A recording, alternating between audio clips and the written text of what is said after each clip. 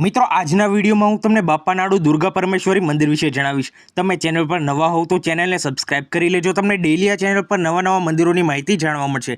હવે વાત કરીએ આ મંદિર વિશે તો આ મંદિર મુલકી શહેરના બાપાનાડુ ગામમાં શાંભવી નદીના કિનારે આવેલું છે। તે મેંગલોરથી 29 કિલોમીટર ઉત્તરમાં રાષ્ટ્રીય ધોરીમાર્ગ નંબર 17 ને અનુસરીને છે।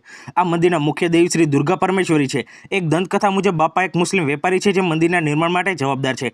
મંદિરનો વાર્ષિક ઉત્સવ બ્રહ્મા રથોત્સવ એપ્રિલ મહિનામાં આવે છે। બાપાનાડુ ડોલું એટલે કે અહીં સંગીતનો એક ઢોલ જાણીતો છે અને મંદિરની બાજુમાં એક મોટો ઢોલ રાખવામાં આવે છે। મંદિરના વાર્ષિક ઉત્સવ દરમિયાન ઢોલ વગાડવો એ ઉજવણીનું એક મહત્વપૂર્ણ પરિબળ છે। બાપાનાડુ ડોલું સમગ્ર કર્ણાટકમાં તેના વગાડવા માટે જાણીતું છે। કર્ણાટકના અન્ય મંદિરો સાથે ઢોલની સંખ્યાની તુલના કરી શકાતી નથી। ઉત્સવ દરમિયાન સ્થાનિક શાસકો અને જમીનદારો મંદિરની મુલાકાત લેતી વખતે ઢોલ વગાડવાની પરંપરા વર્ષો જૂની હતી।